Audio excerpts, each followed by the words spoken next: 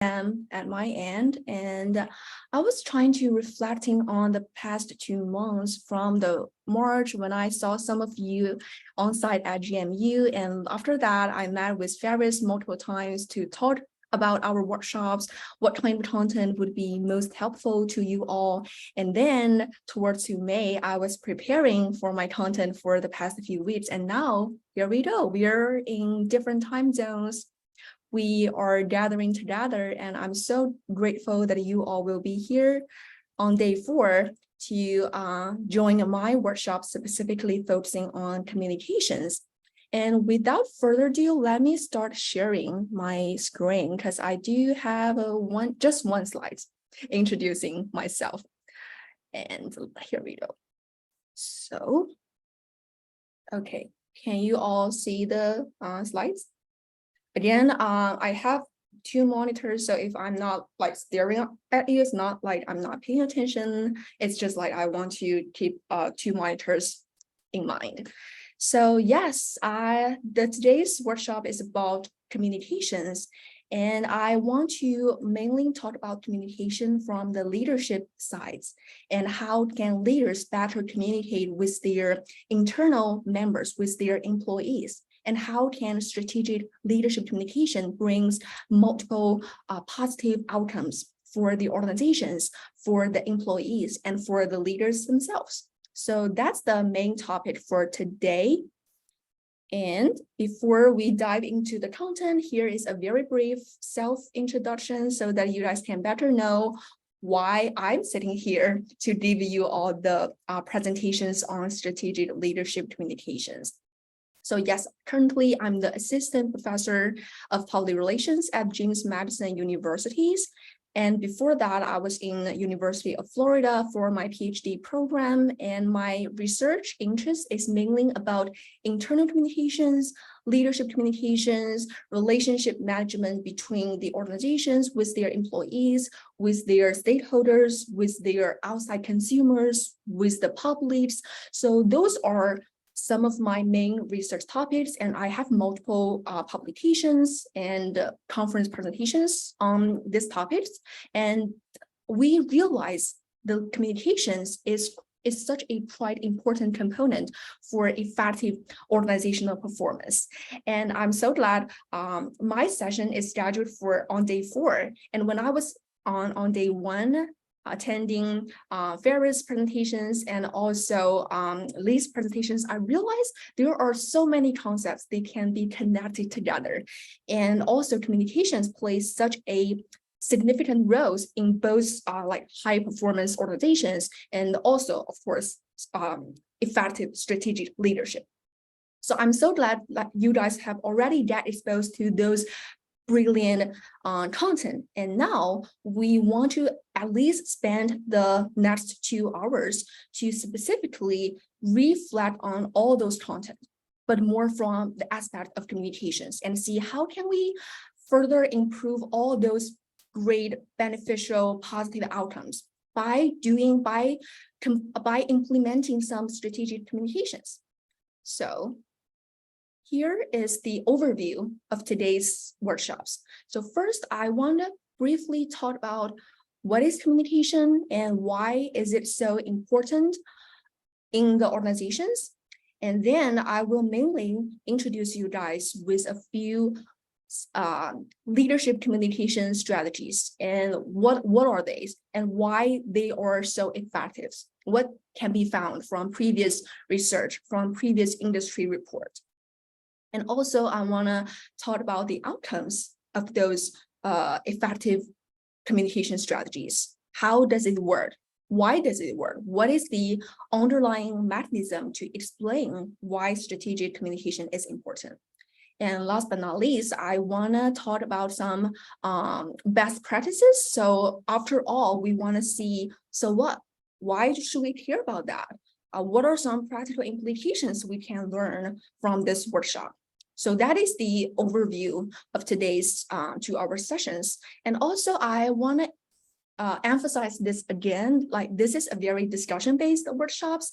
So I would welcome all the comment, conversation, discussion among all of our great participants here. So, and also this workshop is designed for you all, for YALI. So even though through our meetings in March, we know we are doing great job. We are all doing great job in our daily work, but we might deal with some challenges about communications, about collaborations at work, because we have so many different locations across different time zones, across different geographic physics. So how can we better utilize the functions of communications to help us deal with those challenges? And because we just don't really have the time to really reflect on those problems, as must be so busy with day-to-day work. So as I'm going through the following content, I would like to invite you all to contextualize all the content I introduce to your specific work situations, your work experience at YALI. And you guys feel free to jump in if you wanna like discuss some things, or you can just throw a chat in the chat box. And of course, I will make sure we have enough time just reserved for discussions. So I think that would be the most effective way that we can kind of maximize the benefits, hopefully benefits out of this workshop, so that you guys can really immerse in the content for your specific work situations. So that's something I just want to briefly mention before we jump into the content. Okay, so here I have just one slide to talk about what is leadership communications. I don't really want to spend that much time to talk about like definition of leadership communication, because that doesn't really matters in our real life experiences, because we are all doing that. And I know most of our participants here, you are all have kind of leadership roles, either upper level or middle levels in your own offices. So we are all experiencing, we are all working on that on our daily work. But here is just a brief definition of leadership communications. It refers to the process through which leaders convey their vision, their ideas, and their expectations to their team members. So internally to their team members, to their stakeholders, or externally to the public, to the community. So that's a very brief way that we can conceptualize what is leadership communication. And if you can still recall our first day sessions from Dr. Mose and Dr. Kama, they taught a lot about like high performance organizations and the building blocks of high performance organizations, such as strong leadership. I'm not sure if you guys can still recall that. Strong leadership, clear vision and strategic direction, employee engagement, etc. So, and I remember Ferris, he raised up a questions about which features do you believe is the most important feature to develop the high performance organizations. And I remember people jump in and people throw chats in the chat box here. One of the highest votes goes to leadership, and also clear vision and strategic directions. So in today's sessions, you will find how to achieve those effective leadership, and how can we better communicate a clear vision, and how can we provide accurate directions through effective leadership communications. And also in these sessions, she taught a lot about effective leadership, such as the decision-making process. And when you, as the leader, when you made a decisions, what are some challenges have you met? And we can again connect that content to today's sessions. So I will also touch base on a strategic leadership decision-making process, but I will talk about it mostly from the aspect of leadership communications. So what is the important functions of leadership communications in the process of decision-making? And how can that bring so many positive organizational outcomes? So yes, again, although the definition here sounds very common sense, very straightforward, but effective leadership communication actually, it involves a lot of different communication strategies and communication channels. And leadership communication can be both internally focused and also externally focused. But today I will mostly talk about leadership communications from the internal aspect. So how can we better communicate with our with our employees, with our team members? Okay. So, next slide. So why leadership communication is important at work? If you can connect all the content together, effective leadership, it has to be implemented through communications. In other words, leadership communication is a very core component of successful leadership.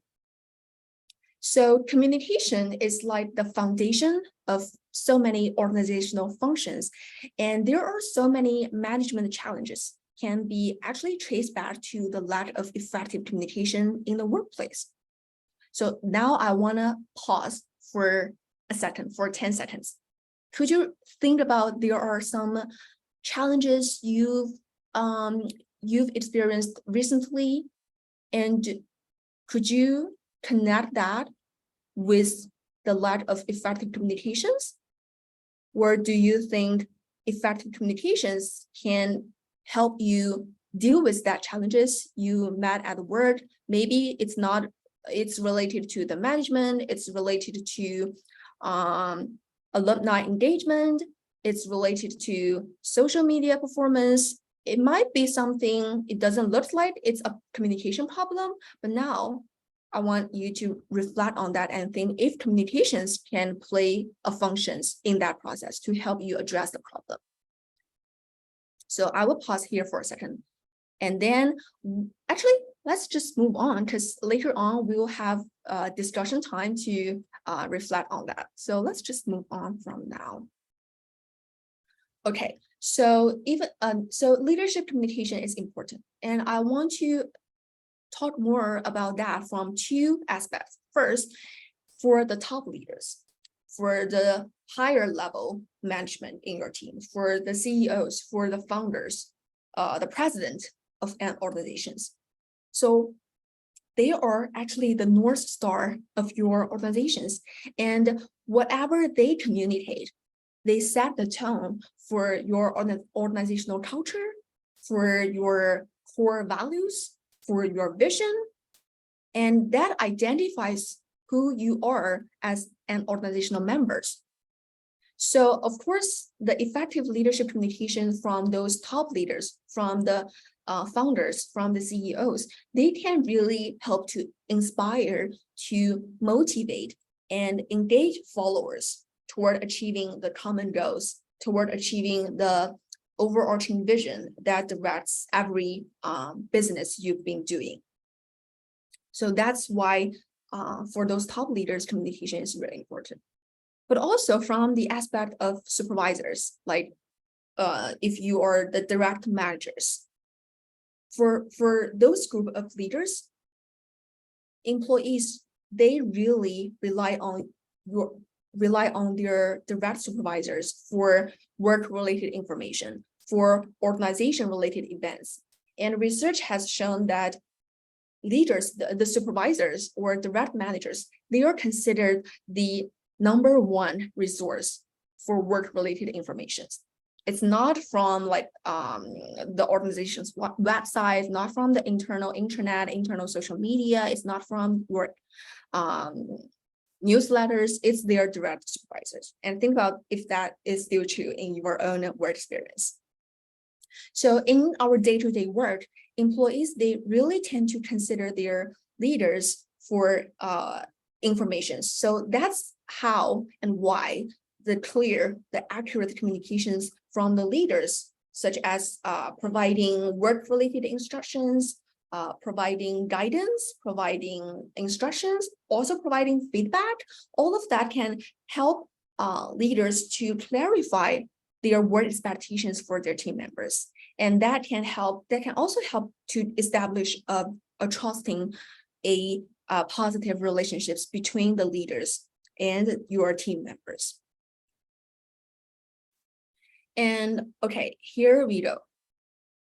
Remember, I paused for a second to ask you guys reflect on your own work experience. And now could you think about, is there any difficulties or challenges you've experiencing recently that you believe are related to the lack of communications?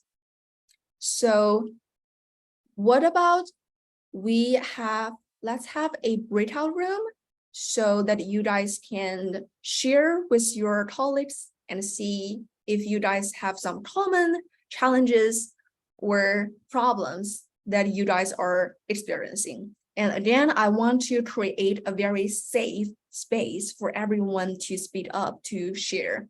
So just feel free to, let me stop share for a second so we can all see each other. So yes, please feel free to be transparent, to be open-minded and share your challenges, problems, difficulties you've experiencing with your team members. And then we'll bring everyone back to the big group here, and we can share with each other. And again, the purpose of doing that is not to criticizing your own work. We are all doing a great job, but I believe we all agree that there is certain room that can be further improved. And that's why you guys are here to get exposed to some information that we might oversee, we might ignore in our busy, hectic day-to-day work. So that's the purpose of I have this discussion. So let me create the breakout rooms. So we have 16. Okay.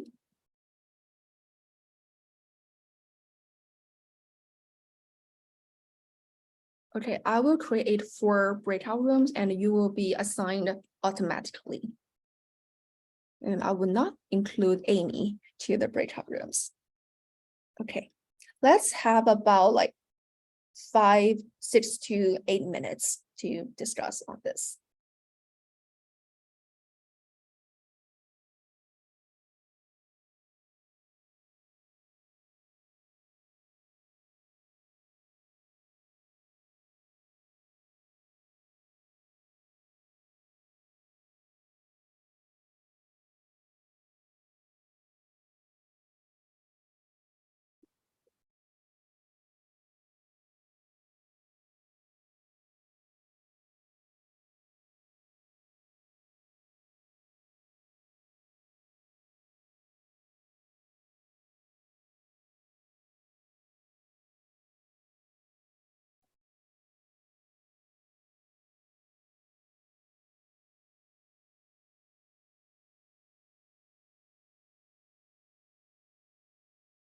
I will stay here for a second and then I will jump to each breakout room just so they have a little bit more time to start on this. Yeah, sounds good. And we can stay here and let people in if they get kicked out or move folks around. Sounds good.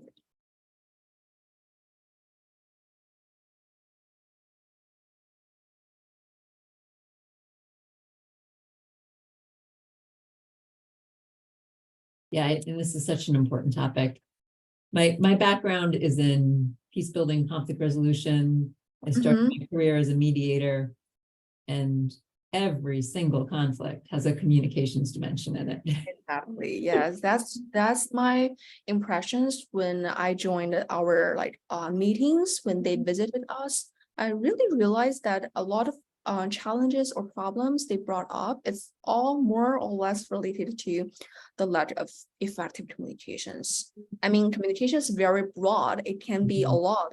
Even for our social media content workshops happening next, that is also a part of communications, right? It's more about community. How would you communicate with your external followers or alumni or people who share the common interest with you all?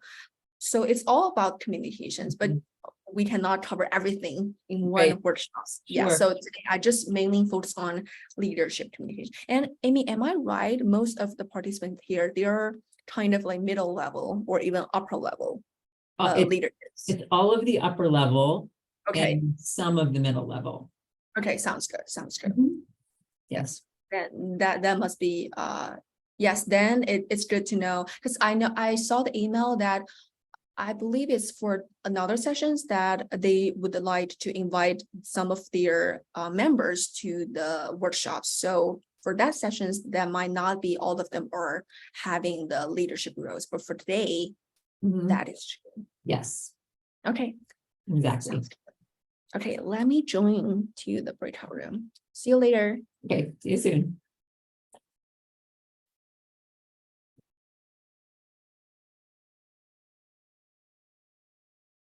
Hello. Hello, welcome back. Thank you. Yes, I was observing each breakout room's discussions, and I echo many challenges you guys were discussing. So let's make it open to the whole group here. So just feel free to jump in any challenges you guys were discussing for the past 5 minutes, or anything you want to bring to the big room here to discuss. Again, we might not be able to find the best solutions to every single problems we proposed. We don't have magic.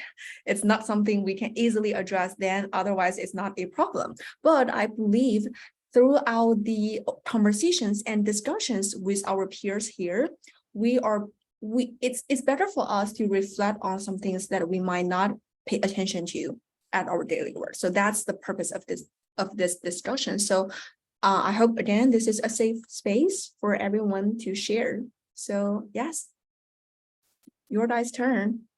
Whoever wanna speak up, wanna share, welcome any comments, any observations.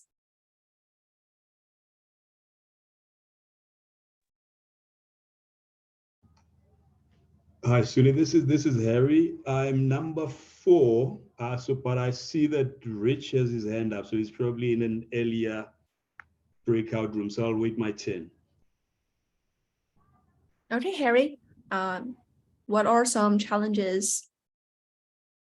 What are some things you want to bring to the room here? Okay, I thought Rich was going to go first, but it's fine. Okay, whatever. I think I think the story that I related is historic, meaning that it's not in my current work environment, because I think, unfortunate for me, I'm part of the top structure in the center that I'm in. So I'm the one who probably would have a subordinate articulate if there's some communication issues. So what I want to talk about is what happened in previous employment, because I used to work for a financial institution as a relationship manager. So my line manager was an area sales manager.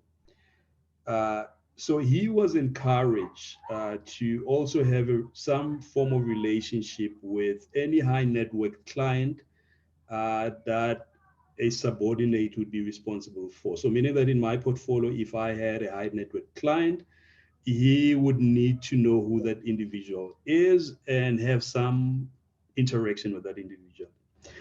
But the challenge is he needed to make sure that whenever he wanted to reach out to this client, that I was also in the loop, meaning that it was not done without my knowledge, because remember, I'm the primary caretaker for the relationship. So what tended to happen is that he would reach out directly, and some information would flow between him and the client without me being privy to that information. So that basically compromised the relationship that I had with the client, because the client already obviously knew that this person is my line manager.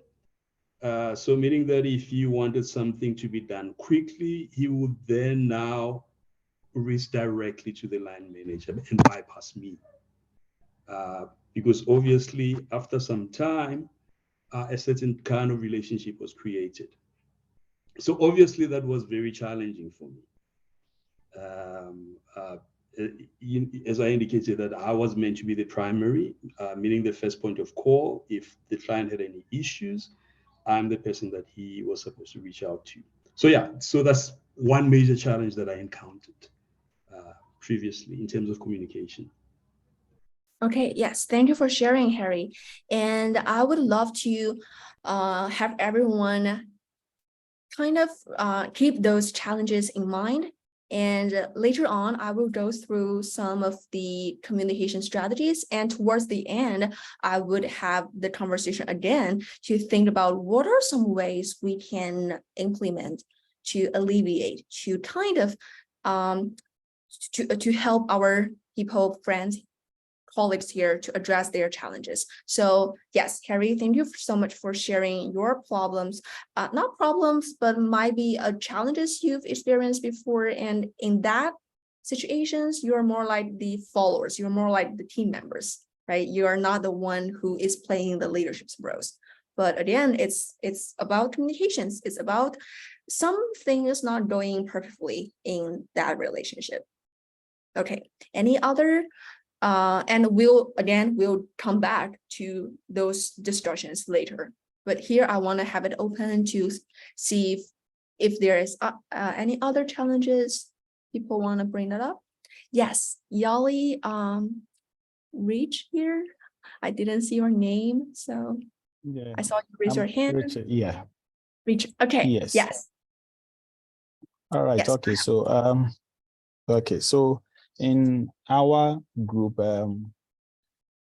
we had a discussion, and it's like all of them, there is some form of connectedness among the challenges. So it happens that, okay, members of the team, some said that the difficulties and the challenges that they have at their workplaces. One, sometimes during the team meeting, someone is on the floor making a point or a contribution, and then another team member interjects, or makes a comment that makes the person who is on the floor lose focus, and then it distorts the flow of the conversation that he or she wants to have. And this is a challenge, to them. Also, another challenge that came up too was that during meetings or discussions with colleagues at the workplace, as human as we are, naturally we are in a rush to react or respond to certain allegations. So maybe if there is a team meeting and maybe a colleague is giving a feedback about a colleague, naturally sometimes they don't allow the person to end or land with his feedback, but because it concerns him or her, then he quickly jumps in to play a defense on it. Once that happens, it also distorts and the communication, and the person finds it difficult to actually flow. Sometimes when that happens, you tend to lose the flow, and then it distorts the communication. So basically, these are what we discuss at the group. Okay, I saw that. It's more about how can we, if that I understand that right, it's more about how can we better provide feedback, and how can we provide feedback in a very acceptable way, so it's not like we're offending people. and we are like make it open for feedback, for reflections. Is that something? Does that make sense? Is that something you want to emphasize, Richard? Yeah, sure, it does. Okay. Okay. Sounds right. I will keep that in mind, and we'll bring that up later. Let's have one more volunteer here to share, because I really want to have everyone to share, but we only have 2 hours and it's now almost just 1 hour left. So let's have one more volunteers to share, and then we'll move on. Anybody else want to share? Hi, Sunny. I don't know where the hand thing has gone to. I'm not very familiar with Zoom, so I can't find my left hand. I'm sorry about that. Yeah, no problem. Just go ahead.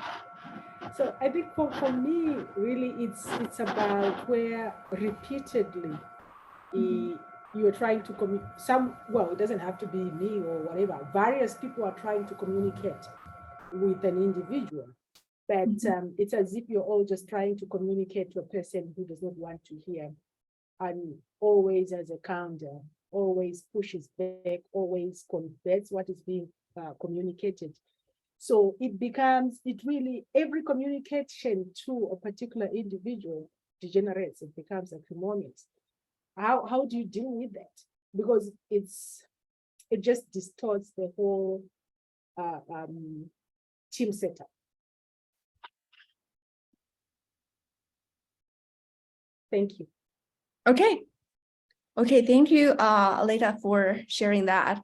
And again, we'll come back later. But before we do that, and also, Aleta, I just want to let you know, at the first few seconds, there are some background noise in your end, so I might miss something, but we definitely will come back later. So you can, again, have more time to better share your problems or challenges here. But now we have great discussions on some of the challenges we are experiencing in our workplace or our previous work experience. And from now on, I want to introduce you all with some of the key leadership strategies that have been that are emerged from both research, from academic research, but also from the industry reports that are commonly considered as the very effective leadership communication strategies. And also some of the communication strategies here, such as the transparency, the authenticities, and motivating language, those are more geared towards the leadership side, but also such as the conversation quality and the use of communication channels. Those are some strategies that can be applied to every single one in the team, in the workplace. It's not just for leaders. Of course, communication is not one-side thing. It must be two-way. You have the people who are speaking, you have someone who are receiving information. And from our discussion earlier, we can tell there sometimes the problems emerge from the imbalance from the message senders and the message receivers. So let's take a deep dive of each of the principles here. And let's start with the transparent communications. So there are, why transparent? So transparent communication can breed trust, can cultivate a trusting relationships. And the transparent communications has several key components. The first one is disclosure. So as the leaders, you want to proactively share information with your team members and keep them updated with any organization related news, events, any changes, etc. So those should be simple facts without any like sugarcoating. And especially during times such as the pandemic, hopefully we have passed that. But during those times when employees face so many uncertainties, they naturally want to seek for more information. And as I mentioned before, their direct supervisors are their #1 source for information. So if you, as the leaders, you don't feed them with the information they need, they will figure out other ways. And that might be the problems when there are sometimes the problems come out because they didn't find enough accurate information from their supervisors. And the second feature is about clarity. So it's not just about giving them information, but also you want to make sure the information is understandable and it's easy to digest, it's easy to understand. And you want to make sure employees are able to interpret, they are able to receive the information that you are supposed to deliver. So avoid using jargons and also keep in mind who are you talking to, who is your message receivers, what are some best way to make the message more digestible for them. And accuracy. Just do the fact check before you direct any resources to your members. The cost is high if the information is inaccurate. So make sure the information is accurate from the beginning. And last but not least, participation. So what does that mean? When we talk about transparency, there's always a questions about transparent for whom. It's in other words, it's not just about how you think you're transparent or not. It's not about that. It's more about how the audience think. If you are speaking with your followers, if you are speaking with your team members, it's all about how do they think you are being transparent or not. So it is important to figure out what do they want to know, what do they need to know, and not just tell them what you want to let them know. So to that end, leaders need to first understand what information employees need.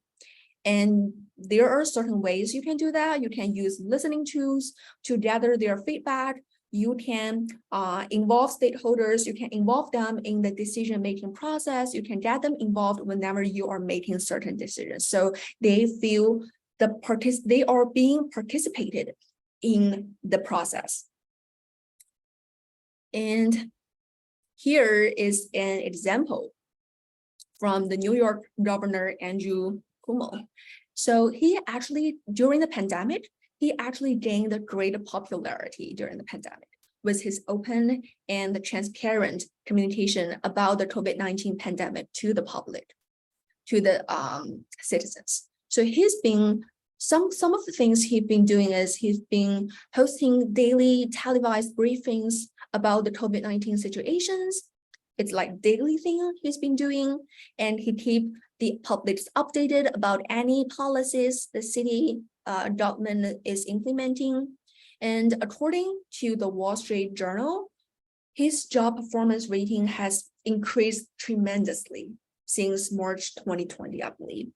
And there is a poll that showed 85% of the voters across every region in the US approved the way he's handling the crisis, being very transparent and disclose any information in a very accurate, in a very easily digestible way to the audience. And another strategy is about authenticity. So transparency and authenticity often go hand in hand. And in order to be considered as a authentic leaderships, in order to implement the authentic communications, here are 4 aspects we can think about, we can consider. The first is being truthful. So authentic leaders are you want to fully aware of your own values. What is your own values? What is your beliefs? What is your emotions when you are working in this team? And you want to stay true to yourself throughout the communications. The second one is about genuineness. So the genuineness means you want to show the human side of the leadership. So leaders, they are not like a cold, hard person. We are all human beings. So you, no matter it's throughout the communication or through daily interactions with your team members, you can show yourself as a person, be personable, be relatable, be real, and that can help you establish the intimacy with your audience, with your team members. And you're sending the idea that you're not just like leaders up in the air. You're just like a person, like the team members. You guys are working together to achieve the common goal for the team, for the organizations. And the third features is about consistency. This is quite important, as some of the recent research I've conducted when that study background is about top leaders, CEOs communication on social media. So oftentimes when CEOs post something on social media, they might receive a lot of like backlash. Of course, there are some contexts for the study, but I just want to briefly talk about that. And after a content analysis, I found that it's all the times the followers, the people who are making the comments, they are asking for a consistency, which means you said something before and you didn't commit to that. You are not being consistent. You're not walking the walk, talking the talk. So being consistency is another core features of being authentic leaderships. You want to deliver your promises, you want to be committed to your own values, and you want to be consistent with what you believe, and you want to do what you say, what you said. And the last features is about vulnerability. So this is also related to genuineness. This is also about you want to show your team members you are a real person. So it's human nature. It's very organic to show emotions. And for human beings, there must be some times that you feel vulnerable, even though you are the leaders, you still don't know what to do, or you're not quite clear about the next steps, or you are also feel the sense of uncertainty when there is some challenges the organization, the team is dealing with. So it's okay to be vulnerable, and it's completely okay for a leader to recognize your own self-limitations.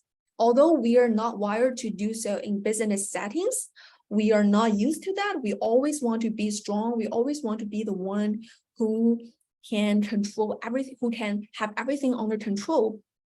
But we should know that employees, they look up for their leaders for accuracy, for support, but they do not expect their leaders to be a superhero who are able to address any problems.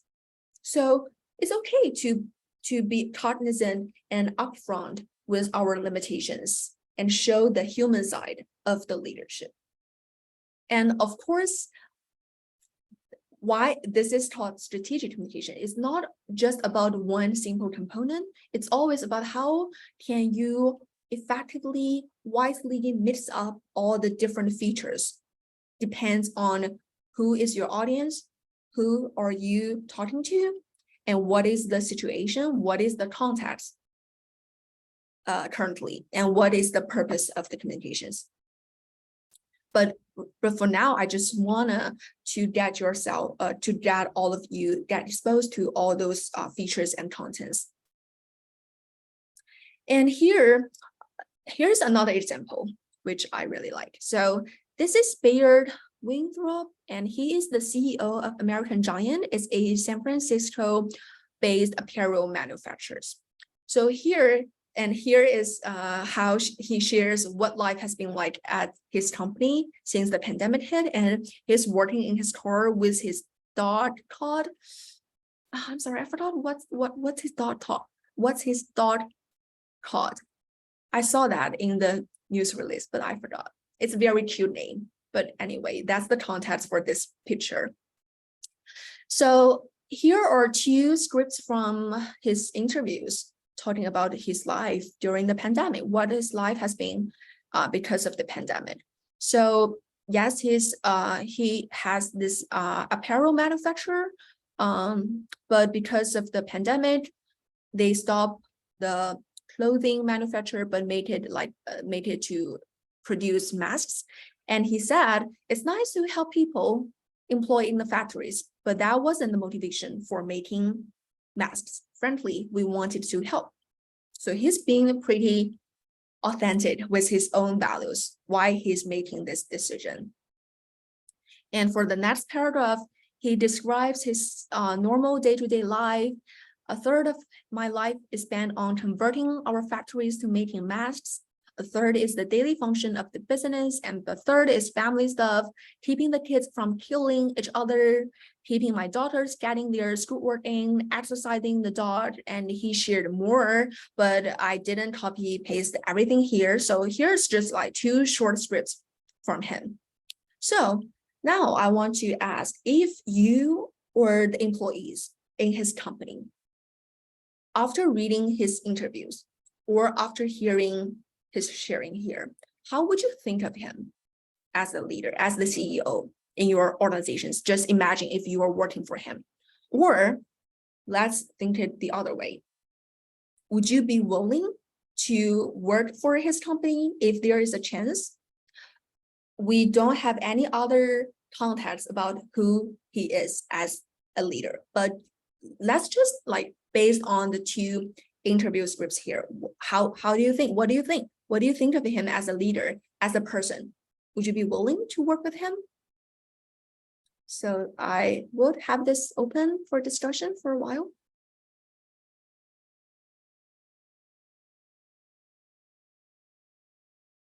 Anybody who want to share, you can just feel free to unmute yourself. And there's also some comments in the discussion in the Oh. chat. So Harry says he comes across as relatable. Okay, let me have my chat open. Okay. And Harry, if you think that makes him more relatable, how would that change your willingness to like work, maybe not work for him, but like work with a leader, a top leader who is like his style? Not specifically for his company, but with this kind of style, or at least his communication style is pretty authentic and genuine. Harry. Yes, I think primarily if you have a family, you get a sense that he is someone that would understand if you have challenges in your home life and you need some time off, because he can relate to that. He comes across as a family-oriented individual. Mm-hmm. I like that. Yeah, go and ahead. I think, and also the top part, that he cares a lot more than just making money. But obviously it would depend how he's selling the masks, at what premium is he giving them away for free. But anyway, the implication is that he cares a lot more than just making money. Mm-hmm. Yeah, I like both aspects. For the second one, it's like, especially if you have a family, if you have someone who you need to take care of outside of your work, you might find, oh, if I'm working with a leader like this, I can feel free and safe to be vulnerable if I need some help because of the family issue. You wouldn't feel guilty or feel unsafe if you bring that up, because some leaders, they might not be that relatable. They might not accept any excuse if it's because family or not. They just care about your work performance. So I like that sharing. And also for the first one, you will see, okay, for the CEO like him, he's very care about the community. If we are assuming he's making masks for free, not for making the profits. And if you feel like your personal values aligns with that, it might be possible that you want to, or you're more likely to, you want to work with him. I see another comments here.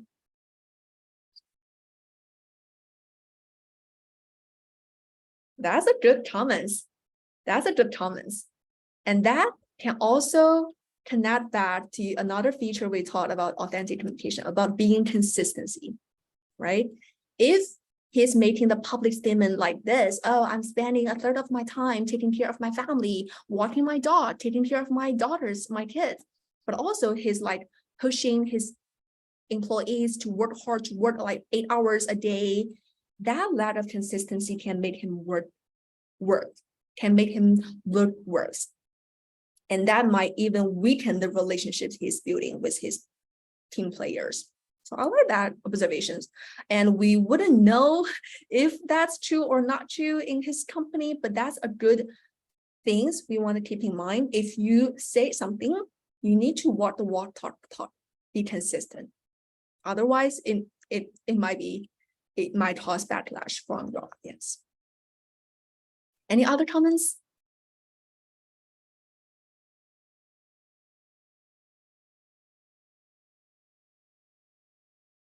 And also, I would like to have you guys think about, no matter it's for authentic communication or transparent communication, they all have different features underneath that. But again, it's not separate features. They are all interconnected with each others. And the way we can strategically hit which communication strategies is most appropriate, it always depends on your audience, your situations, and the purpose of your communications. So I just want to have that emphasized one more time. Okay, I like the discussion here. Actually, I have another quick examples about being authentic. And this is Airbnb's CEO, Brian Chesky. Am I right, Amy? I want to pronounce it right. Brian Chesky. I thought it's Chesky, but it reads like Chesky, but Chesky. Okay, that's another script from him when he is making the announcement that Airbnb is going to, when he made the decisions to lay off 20% of his employees. Of course, this is a bad news for his team, for his organizations. It's nothing that people would expect to see. But how would you communicate some things like this? Something that is unfavorable to any single one. But as a leader, there are certain times you have to make the decision like this. You have to communicate. You have to have the conversations on decisions like this. So he said that I wouldn't read this line by line, but as you are reading his scripts, you will see he's always communicating how he cares about his employees, how he's being compassionate and he's being considerate about those employees who are going to leave Airbnb. And what do you guys think? Do you think being authentic, being genuine, being personal, relatable, and show your vulnerability, would that be something that are applicable for Yali, for the situations at Yali? Or just like make it broader, broadly speaking, would you leave authentic communications is valuable communication strategies that leaders should do? Yes, George. Yes, thank you very much, Sunny. I think the value of being authentic is that you also gain the trust of the most important resource that you have. And this is twofold, because number one, when you gain the trust of your employees or the team members, that you work with, what that does is, they will definitely do their best because they trust you. Mm-hmm. So motivation in some cases and many cases also depends on trust, because trust, and especially in this part of the world, it may be different in your context, but in our context here, if you are able to gain that, to earn that trust, of your team members and employees generally, you realize that has a good way, or it goes a long way in making them more productive and more effective, because they believe in what you tell them. And of course, they know you will definitely support them. So I believe that, really connects well with even some of the other topics we have discussed in our training this week in terms of making our organization more effective. So authentic communication is really, really important. Yeah. Thank you. And thank you, George. You beautifully already overview some of the contents I will cover in a little bit regarding like building the trust and motivate your employees to work with you, etc. So yes, I like that. And we'll touch base on that more in a little bit. Any other comments?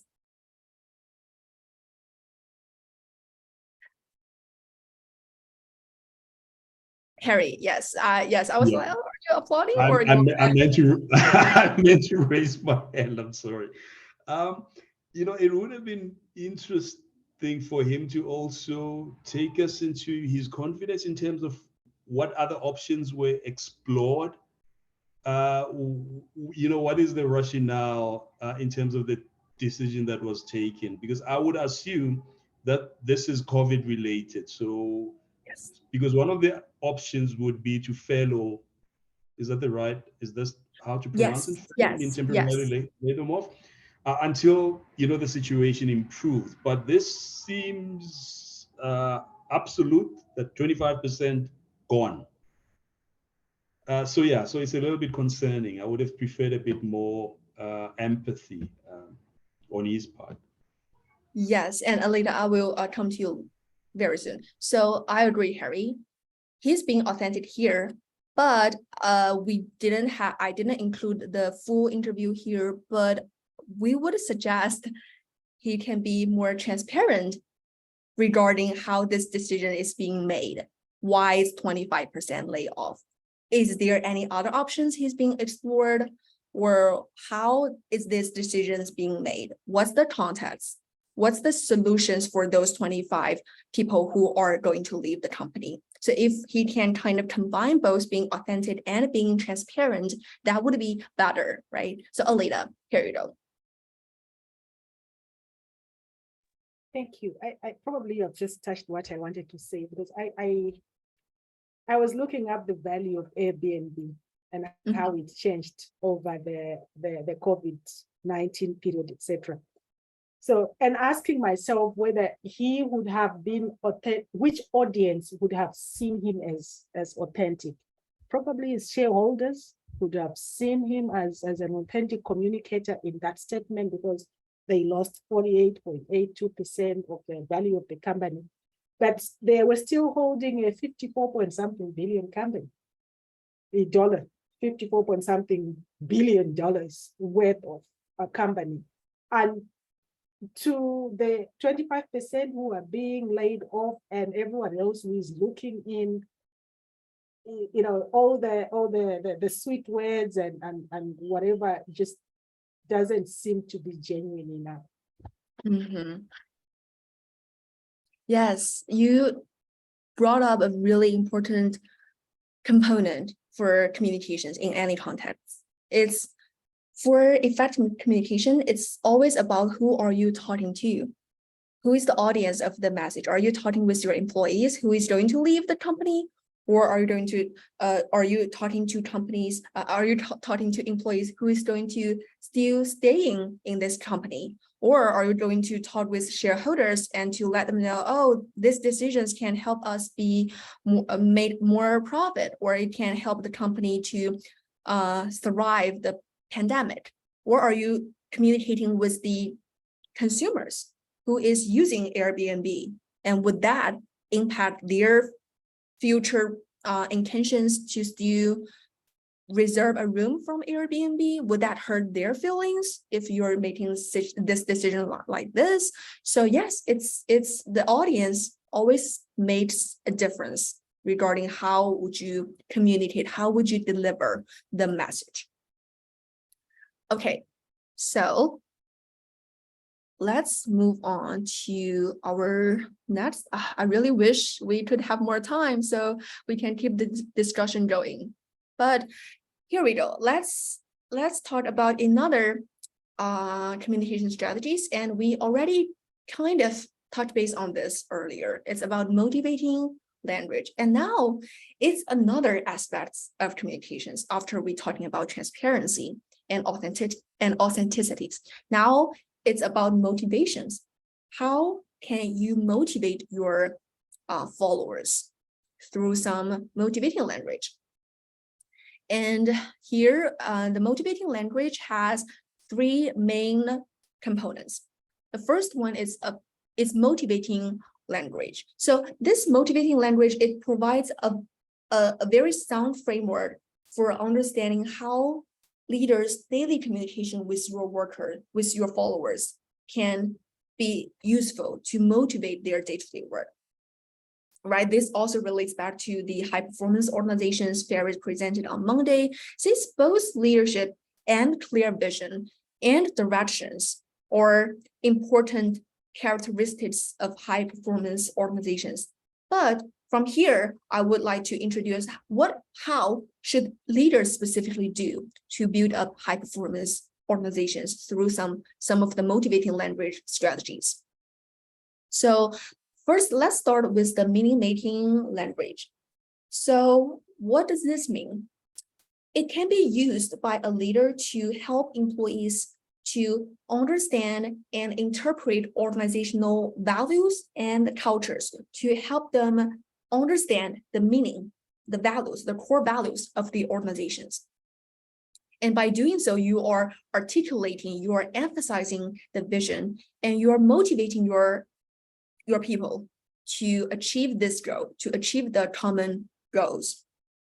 And the leaders plays a very key role in this process to establish and also convey the corporate vision. And that can also provide employees, it can help employees to get a deeper understanding of why the organization is established, why it's important to achieve that vision.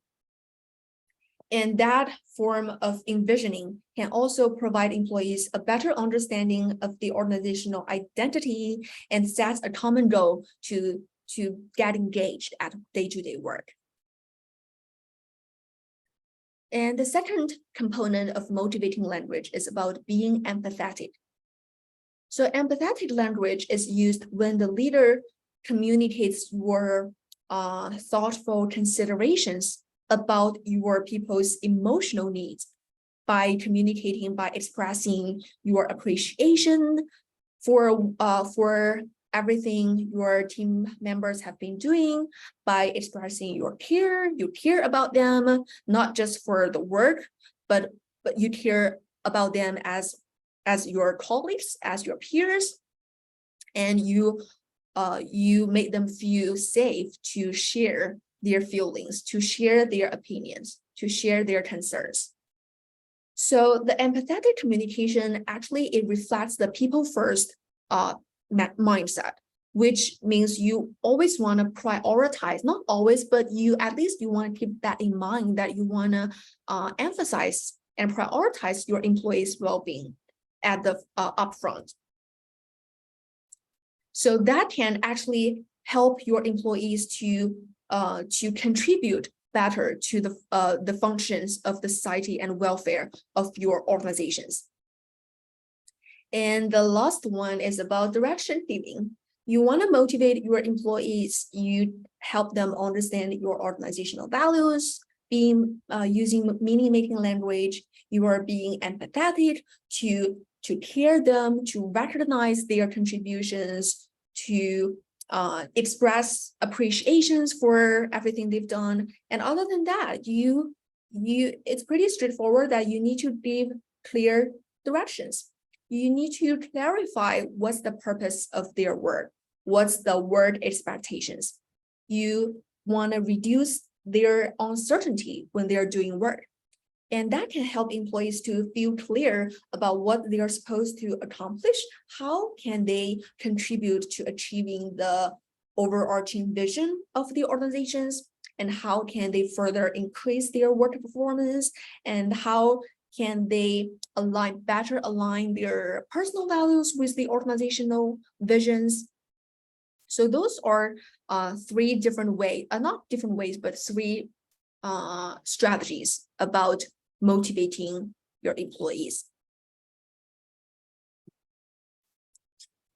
Okay, and here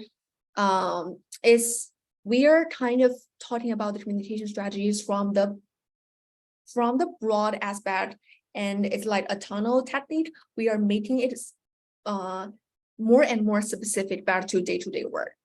So the leader-member conversation quality is another small-scale instrument that actually measures the quality of your daily conversations between leaders and members. So if the previous communication strategies are more from the leadership aspect in a broad way, this can be applied to both leaders and members and employees in the workplace, because conversation is always two-way. It's between leaders and members. So the first scale is about communication efficiency.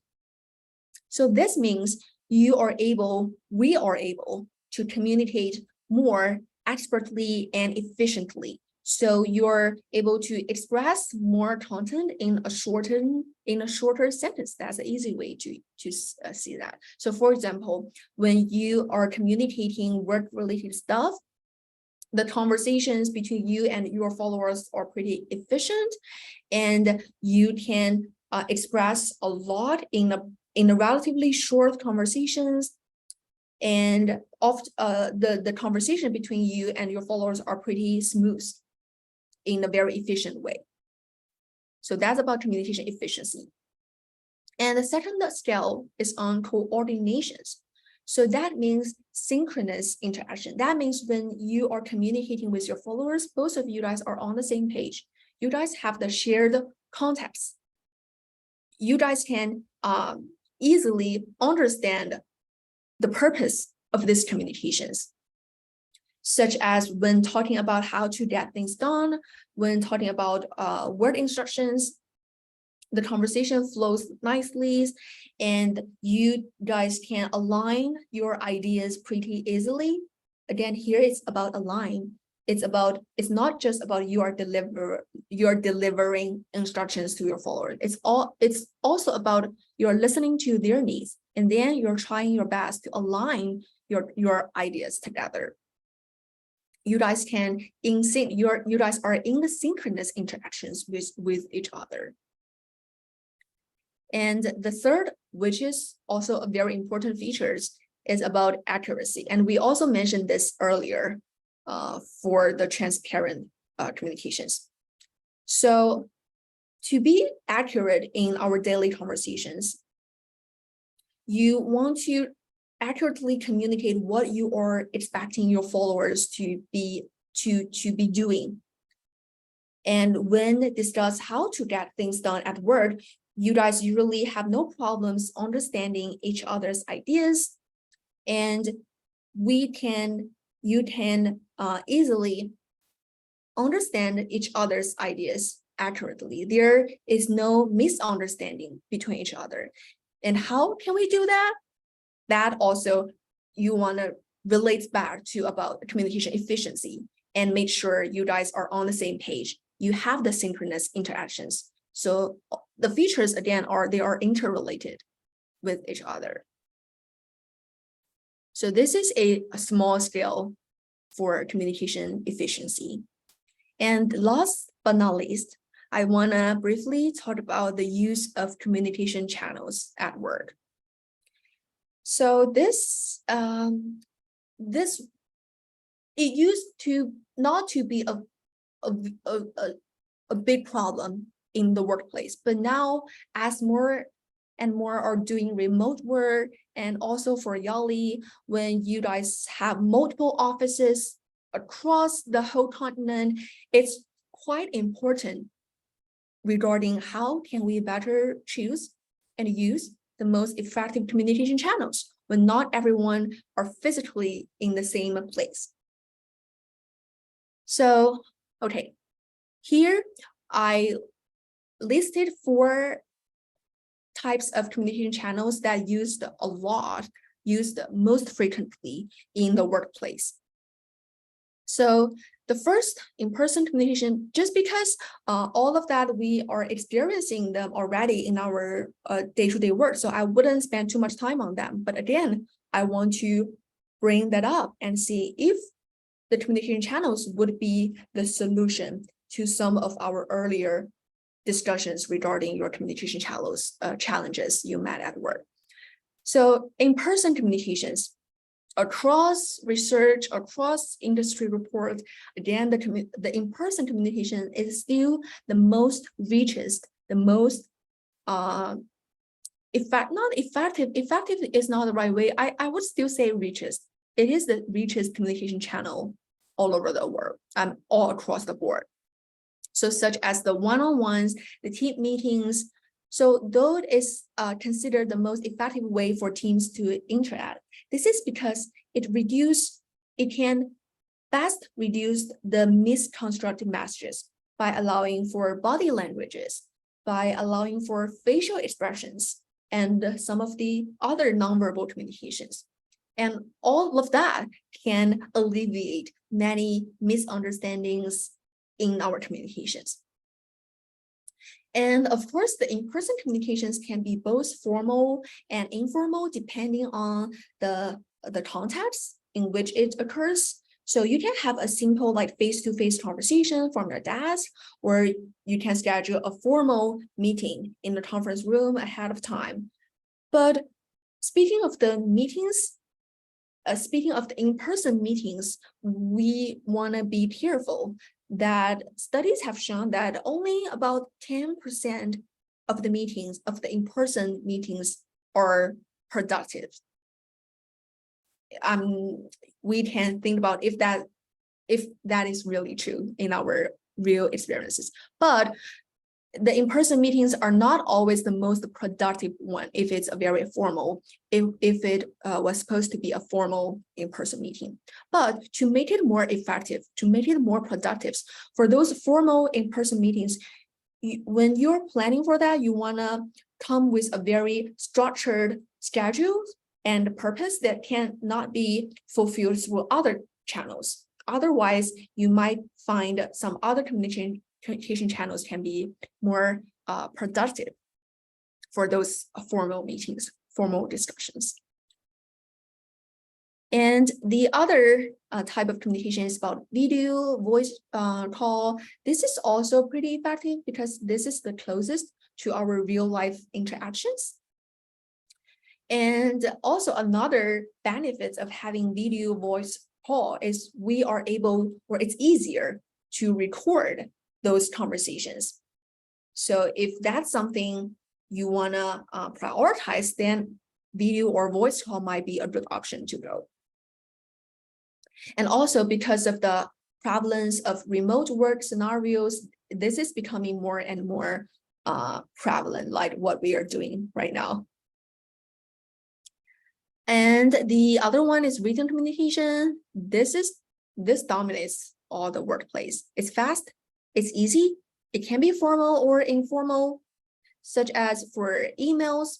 This type of communication is a great way for you to send, especially send formal announcements in a very structured manner.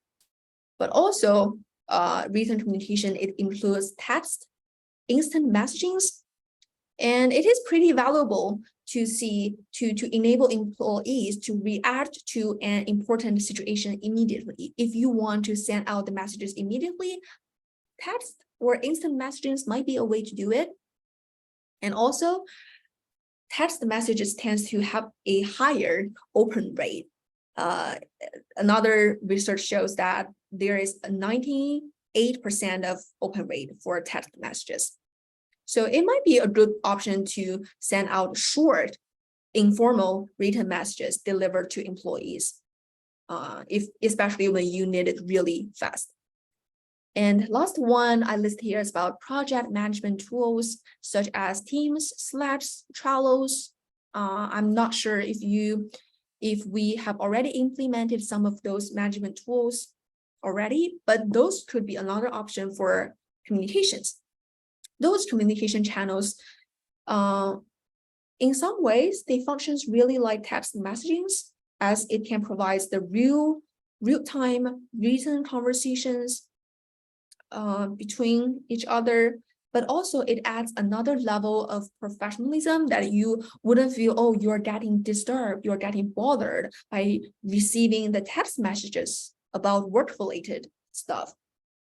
So those project management tools, it creates those digital space where people can still instantly communicate, message people. And also they are adding more functions because there are so many collaboration tools you can play with when using like Slack and Trello. They have the cards for easier collaborations across teams. So it becomes more and more prevalent, especially in the remote work context. And as the managers, as leaders, you can easily assign tasks along with communication, along with instructions and guidance. And people, the co-workers, the colleagues, they can all keep updated on what is happening, even though they are not the person who are assigned to do the work, but they are all able to observe, to see what is happening in the team. So that can be another effective tool for communication, for management, if that's something you have not considered yet. Okay, so here comes another, maybe I can save this problem, I can save these questions in a little bit because I just have one more slide before we make it open up for discussion. So now that we know there are certain communication channels existed, but how can you choose the most effective communication channels? Here are two main factors you can consider when you decide on which communication channel can be more effective. So first, think about your communication purpose. Think about what's the type of messagings you're sending. And can you match the type of messagings with the most effective channel? Depends on the features of different communication channels. Like whether you want your audience to receive the information instantly, or if an asynchronous scenario is better, or such as, are you trying to cut back on email exchanges? You feel like there is information overload with emails. Is there an alternative way you can do that? Or maybe live chats through some instant messagings or management tools that might allow some issues to be covered in real time? Or are you expecting to forward some organizations related events, activities to your employees? Maybe a fun newsletters or electronic flyers can work better. And sometimes it's okay to be all of the above if that is really the situations. So first, think about what's the purpose of your communications. And then it's very important to think about the audience. Again, who is the audience? Who is going to receive your message? What's their working habits? In other words, what do they prefer as the communication channel? You want to choose the communication channel that can best reach them. So it might be the case that your preferred communication channel is not their preferred communication channel. And if you are the leaders, you are delivering the messages, you want to find the channels that can best reach them to make the communications to be effective and accurate. So how do we do that? You can easily conduct like a short, quick surveys to see what people prefer, what is the communication channels people prefer to receive messages in what situations, for what type of messages, and what is their working habits, and what's the time when are they available to send and receive information, such as during lunch breaks, or morning is better, or afterward is better, and overall, what is their preference in terms of communications. So you can do some quick poll, do some quick short survey to collect information on that. And of course, there's no one best way that can be ideal to every single one. But again, here are some thoughts you can keep in mind, and it might be applicable in a certain scenarios. So maybe now we can come back to the discussions here. So just want to let you know, I kind of already finished the content I want to deliver. So the rest of the time is all for discussions. So here let's, oh, actually not yet. I do have 1 or 2 more slides regarding practical implications. But let me see. We only have about 20 minutes, and okay, here, what about this? Do you guys want me to keep going and cover those practical implications, which is pretty straightforward from the slides? Or do you want to reserve the time for more discussion? What would you prefer? I'm totally fine with either way. So what do you think can be most effective for you all?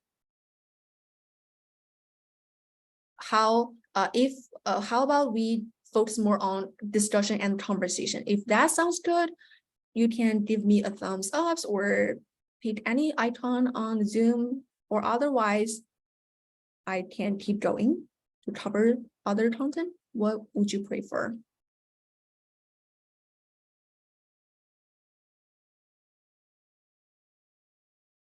So Sunny, you're suggesting thumbs up if folks want discussion now, right? Yes. Yes. Yes. Okay. So thumbs up for more discussion. All right, so I'm Okay, seeing George, thought- thumbs up. George, Patty. Okay. Okay, Essie, thank you. Okay, how about we just do, okay, thank you, Harry. How about we just keep our conversation going? Because for the last 2 or 3 slides on practical implications, they are more or less, I've already covered them from my previous content. So if you guys want to take a deeper dive, you can, I believe you have my slides already handy, so you can give them a read at your convenience, and we can always have some email conversations if that's something you prefer. But okay, without further ado, let's have the conversations going in our team here.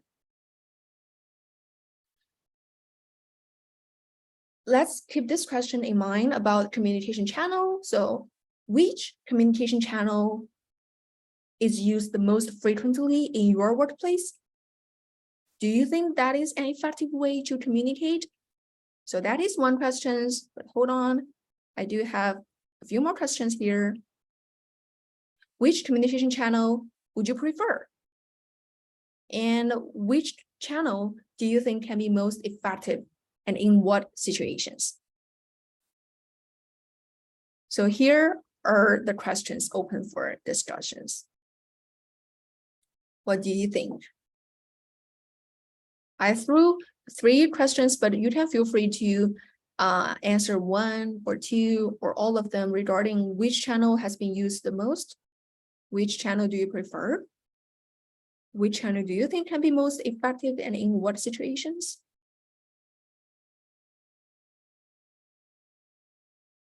And let me go back to these slides on different types of communication channels.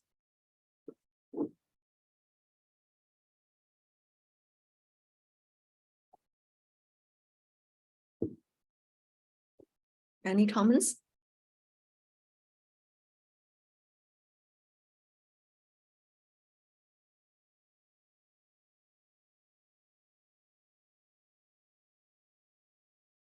This may be a good time to put people back in small groups. Sometimes these discussions are a bit easier in the small group. Okay. But there are some things coming up in the chat too. Okay, let me pull the chat. As he said, they use email the most. Being said, the channel they prefer speaking directly through voice call or discussions when we are in the same place. Okay. Okay. Yes, emails is useful to keep the records. Okay. So now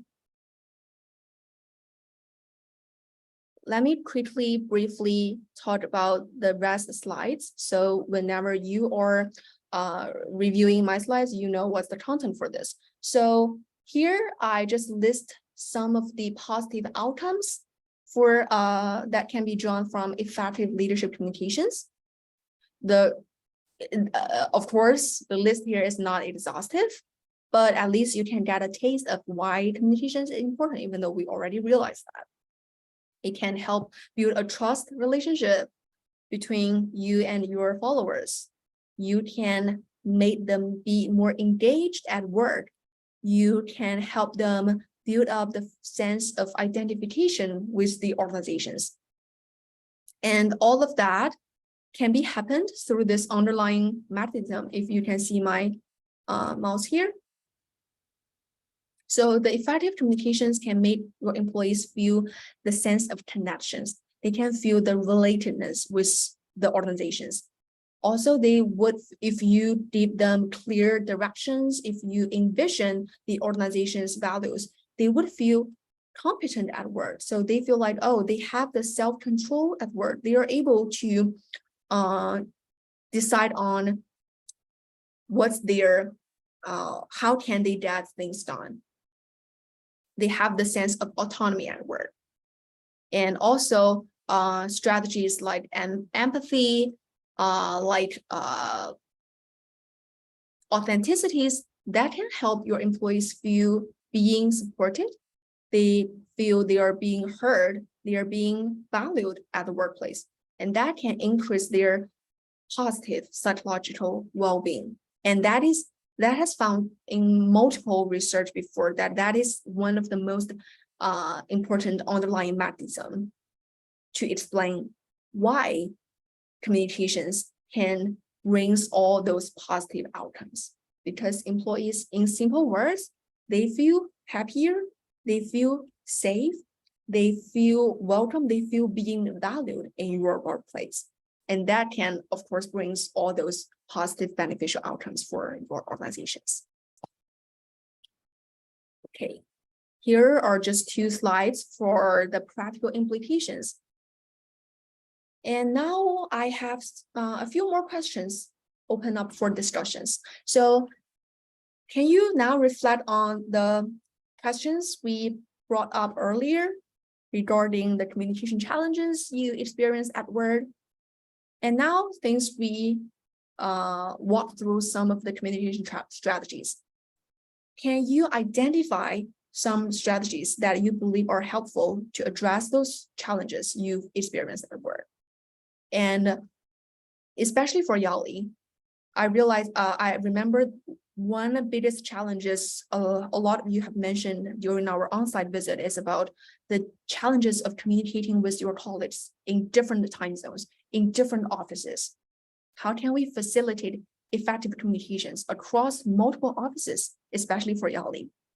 And also, do you think there are some other good suggestions, best practices, tips for effective communications based on your experience and you want to share with us? So I know we have limited time, but let me open up the breakout room. Okay, so at least we can have some time to discuss. Okay, breakout room.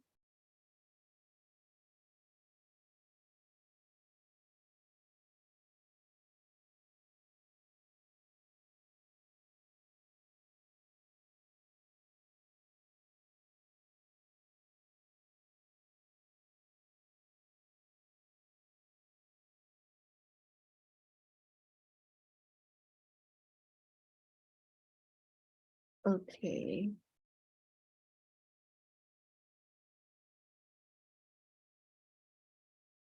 We have some new joined participants. Let me assign you guys to the breakout.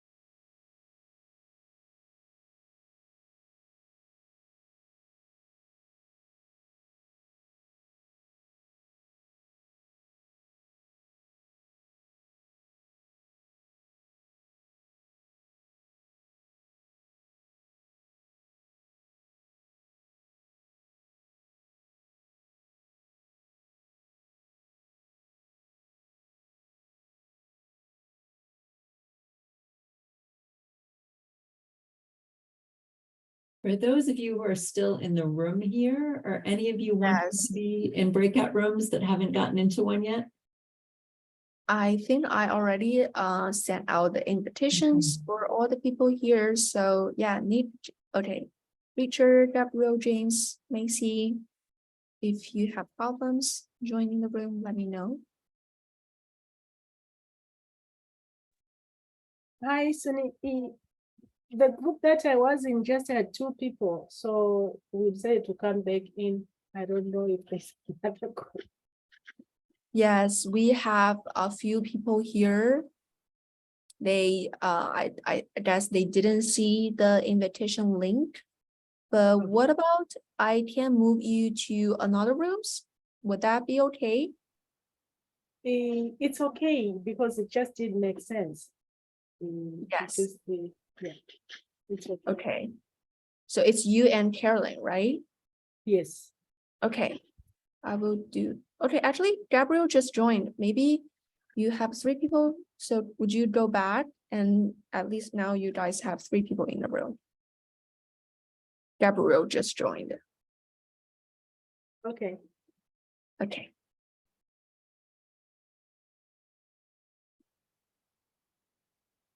Does she need another, Alita, do you need another invitation or do you have your invitation still to join your room? I don't see anything now, so probably I need another invitation. Okay. And it looks like Gabrielle left the room too. Because probably you just found one person. Yeah, So so maybe is moving this- room 2. Are would- the people in here? Okay, thank you.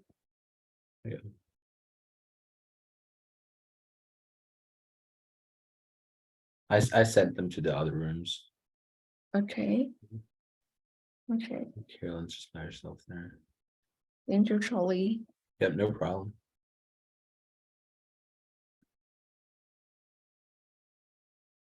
And Rich, are you here with us? Yeah, I thought I heard you.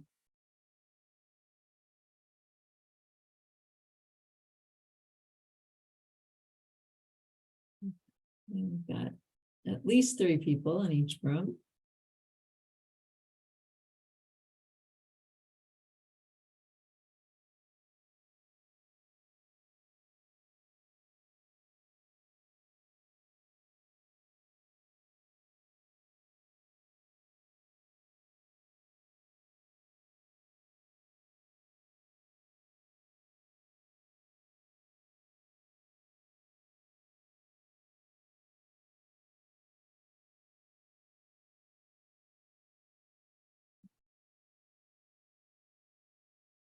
And Sunny, I've just been keeping my video on just so at least you know there's another human being out here. I should have asked you in the beginning what your preference was, but I've been trying to keep my video on for the presenters just to keep the energy up a little bit. Yeah, of course, of course.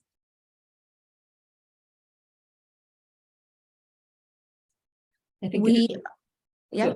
I said I think it's a little more challenging being in a Zoom room when you don't see people. Yeah, but right, but that it's not the best way, but it is the best way that we can do when we have so many people in different time zones. It's already challenging to even have a Zoom sessions, and I believe we are having a good time. The only thing is I wish I could have a little bit more time so that we can have richer discussions. Mhm. But I'm supposed to wrap up everything like in 5 minutes, so they can Right. have a break for the next session. Okay, Yes. okay.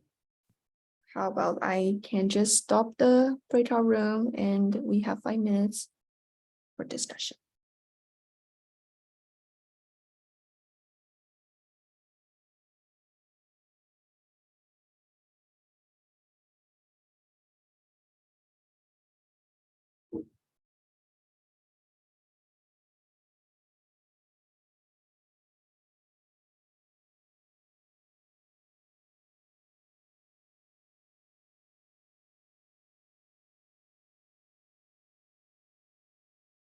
Mark, are you there?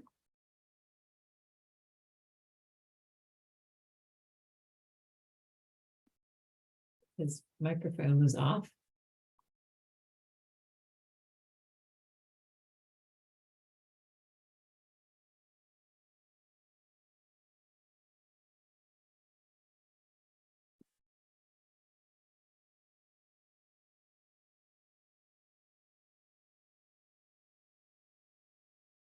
Seems like people are having great discussions and It's always hard to come back into the main room.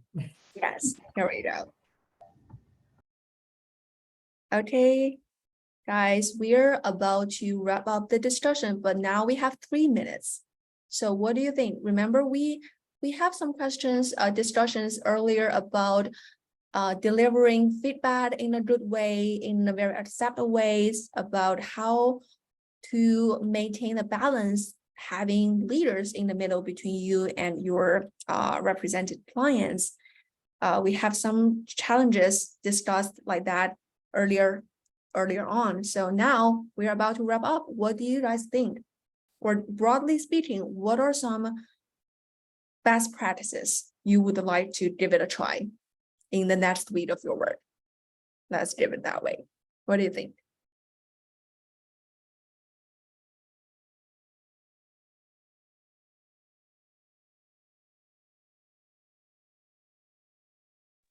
Yeah, so, oh, sorry, Harry's hand is up already. Over to you. No, you Harry, can go ahead, Josh. You can go ahead. It's fine. I'll defer to you. Let's have George first and then Harry. Yeah, thank you. So I think my take home is just around effective communication. Yeah, and that basically means you have to understand what everybody needs to know, you know, within the team, and the medium that you're going to use, you know, whether it will be email, yeah, or, you know, yeah. So effective communication will basically depend on whether everybody needs to know or specific departments or specific individuals within the department. Yeah, and also I think I also capture the bit around the sensitivity of the information, because there is some information that is good to be delivered on an in-person basis. Yeah, because of course it needs to come with all the non-verbal communication. Yeah, because communication is not just about what we say, it's also about not what we are saying and how we are saying it. Yeah, so I think I've picked that. And the other bit I think is around effective communication builds trust. Yeah, which I think is the capital, you know, to communication. Yeah, because communication, of course, is for decision making and all, but we can also use it as a tool to build trust and motivate workers. Because when we are clear in what we are communicating, they're able to know the rewards and the sanctions. You know, they're able to know everything around what they need to do in the performance of work. Yeah, so maybe I can stop there. Thank you. Thank you so much, George. I realize we're there. So how about you guys, if you need a break, you guys can feel free to have a break, but I want to keep the conversation a little bit longer. At least we'll have Harry and Azzy share their comments before we finish everything. But if you guys need a drink, need to stretch out a little bit, feel free to do so. Okay, so how about Harry? We have you first, we have you now, and then Azzy.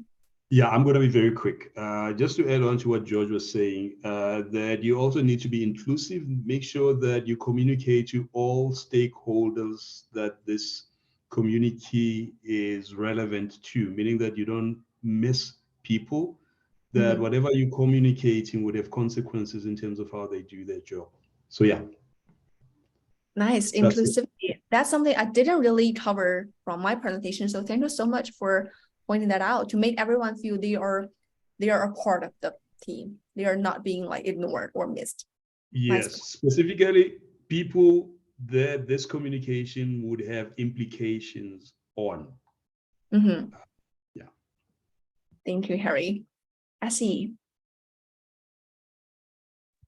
Yeah, so for me, what really stood out was some of the early things you said about that leadership is implemented through communication. That really struck me. And also just about staying authentic and being consistent. So, not to lose heart, but just still be consistent, still be authentic.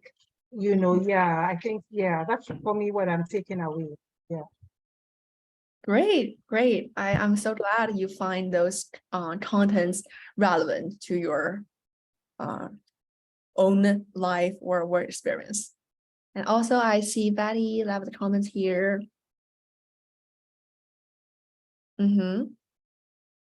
Yes, now we know communication is not just communication.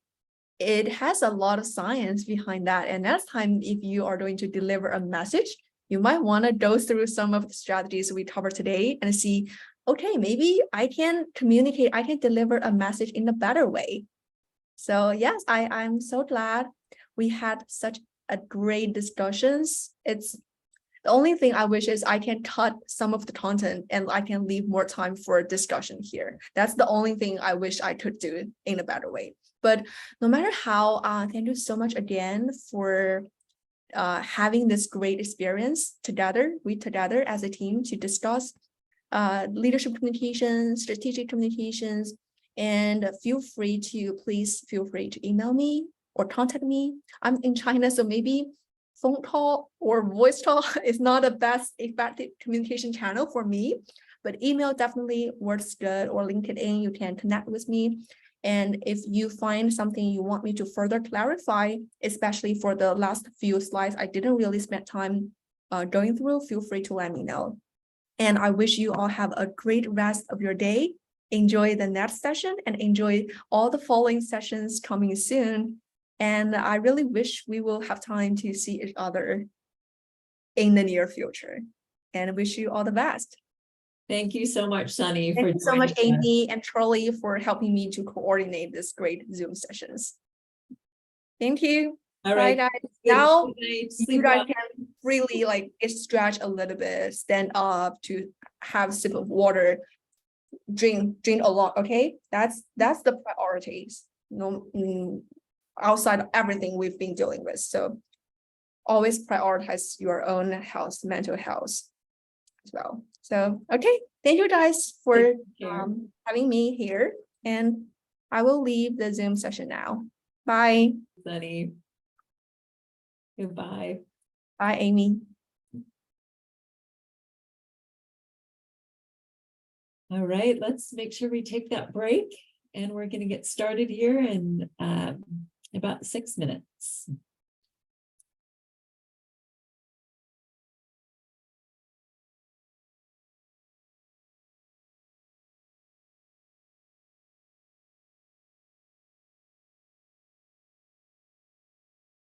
Hello, Margaret, welcome. We just went on our break, and folks will be back in about 6 minutes. Okay, thank you. I just wanted to make sure I was in. I didn't have any worries with the system, but I wonder why my camera is not. Oh, I think I found it. For some reason, it's not letting me start video. What's up? Here you are. Okay. You're Oh, in. you can see more of my house than I thought. I need to put the background. I think it looks fine. There, I'm blurring my background. So you Okay. can't see. I thought it looks messier back there than I thought it did. I'm in my schoolroom, my kids' schoolroom. Okay, Yeah. very good. All right, so everyone is on their break, and I'm actually going to take a 2-minute break. I will- Absolutely. I will- And is there a break in between? I kind of built one in, but are they typically getting a break kind of in between the sessions? So some people have, some people haven't. I think it has been helpful just to have 5 minutes kind of on the top of the hour if possible. Okay. Well, you have your 5 minutes and I'll see you in just a few. Okay. I will- Thank I will you. Shortly, and I made you co-host. Did you see that? I did not, but that's helpful. Thank you. And I just want to make sure that it happened. Yep, you should have permissions now. Okay. Yeah. Wonderful. Thank you so much. Yeah, See you in a certainly. minute. Be right back. Okay. Bye-bye.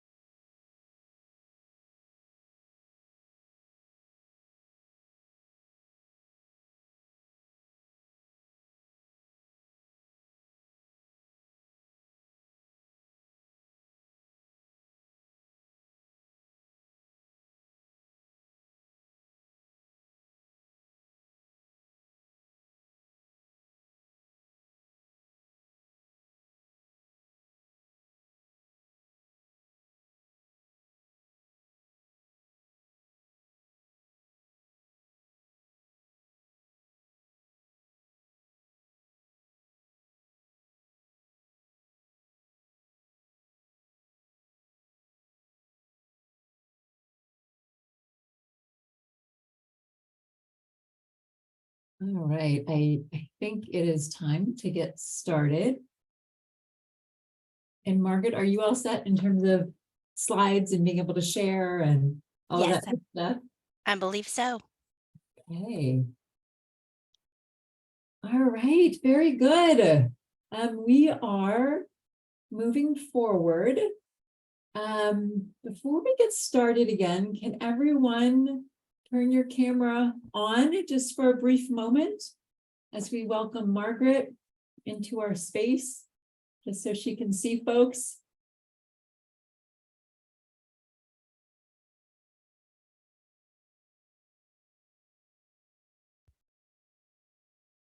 All right, great.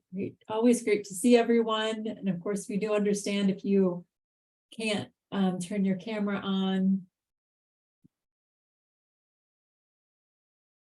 But yes, thanks to those of you who did.